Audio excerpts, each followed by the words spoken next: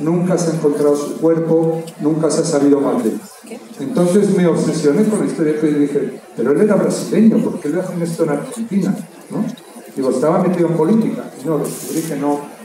Y pues no tenía nada que ver con la política, que lo que le gustaban era la música.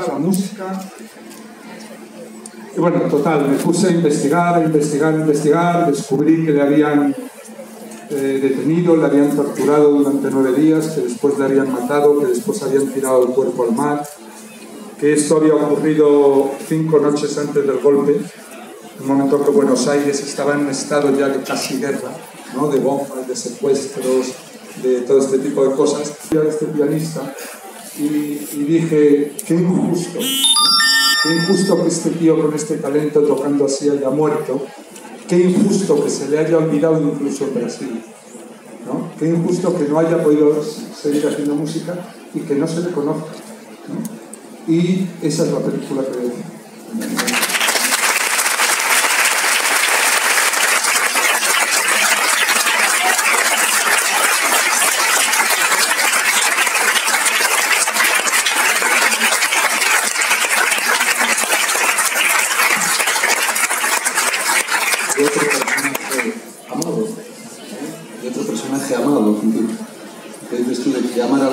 Sí, porque fíjate, te voy a decir una cosa, que es que yo le considero un amigo. O sea, un amigo con el que le conoces tanto, conoces a sus hijos, a su mujer, a sus amigos, a los músicos que tocaban con él, a su amante, conozco a todo el mundo que tenía relación con él. He buscado tanto que llega un momento que le conoces y le quieres y te ríes con sus gracias. Son un sentido del humor tremendo. Y te cuenta la gente, pues un día dijo esto, o el otro día dijo otro. Este ni le hablaba porque un día le había hecho tal broma, ¿no? Entonces, llega un momento que le quieres, es como si lo hubieras conocido, ¿sabes? Te haces amigo, pero eso te puede pasar con personajes, ¿no? Nos pasa a todos. Hay a lo mejor tal músico, tal escritor o tal alguien a quien no has conocido y es como si lo hubieras conocido porque le has leído mucho, te has metido en su vida, en su biografía, en no sé qué.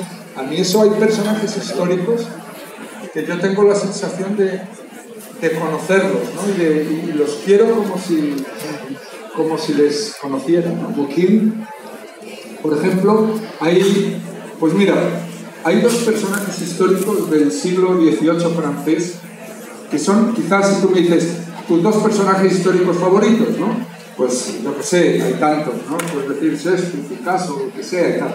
Pero mis 2 personajes históricos favoritos son Condorcet, que era un matemático francés que fue el que redactó la Constitución en la Revolución Francesa y fue el primer hombre en la historia que fue feminista, que escribió por los derechos y la igualdad de las mujeres. No solo en el siglo XVIII,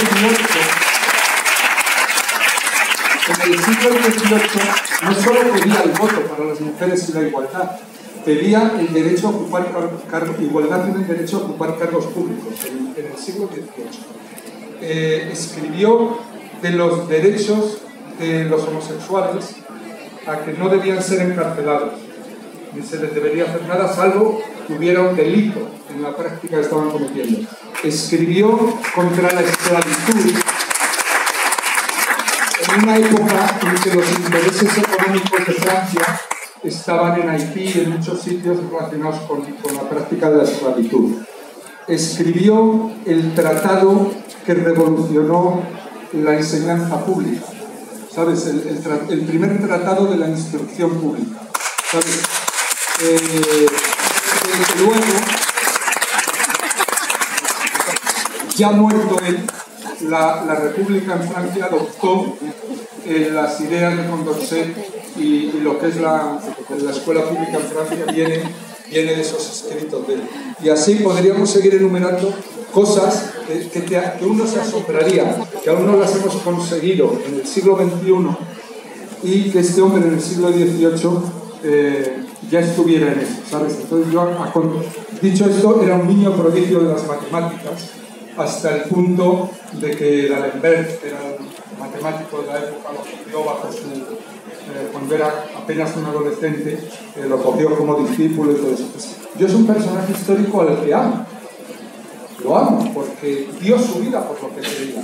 Luego Robespierre lo persiguió hasta que murió, ¿sabes? Porque era un tipo tan limpio que cuando se condena al rey de Francia a ser ejecutado y la Asamblea General lo ratifica, él no vota por la ejecución porque dice, aunque estoy de acuerdo, soy el primero en que este tipo es un enemigo del país, es un enemigo de Francia y merece todos los cargos de que se le acusan, estoy de acuerdo con ellos, nunca firmaré porque se ejecute a un hombre, ¿no? Estaba en contra de la pena de muerte también, en el siglo XIX. Entonces, os recomiendo vivamente a Condorcet. Y el otro amigo del siglo XVIII, al que amo como si fuera mi padre, es Diderot. Ese es quizá más conocido. Bueno, unha última pregunta. Que subas aí. Pregunta. Cheganos unha pregunta de Suso de Toro por Twitter. Anda. A ver, un segundillo, por favor. Un aplauso para Suso de Toro. Un gran fan do Festival de Granada. Nos cuenta que le preguntamos a Fernando por que empezó en su carrera como productor con un cortometraje que era O Cadaleito, que era una adaptación de un cuento de Ansel Fole hecho por Enrique Baixeras. Así no sabía. Sí, pero hay un error del amigo Suso, es que de productor nada, o sea, yo en esa época no tenía dinero para comprar el periódico. Ya no te digo una caña. Entonces, Enrique Baixeras, la primera vez que yo estuve en un rodaje fue en Galicia, en Lugo, en Foz, y era un amigo mío de la facultad, compañero de clase, se llama Enrique Baixeras, que tenía un hermano poeta y otro pintor y tal. Sí, era un tipo muy salado, Enrique, muy majo, muy listo, con un sentido del humor tremendo y tal, y no sé por dónde andará, no le lleva hace siglos. Y Enrique Baixeras pues iba a dirigir un mediometraje de un proyecto de primer largo gallego, hablado en gallego. Entonces eran 3 películas de media hora, cada una dirigida por un director, El Aleito de Ansel Fole. Y entonces él me propone a mí, nos llevábamos muy bien, nos caíamos bien y tal, me propone que sea su ayudante de dirección. Y yo le digo, y que es que yo no sé qué hace un ayudante de dirección, ni lo sé, nunca había estado en un rodaje. Y me dice, pues ayudarme a mí, yo tampoco sé lo que es ser director, ¿no?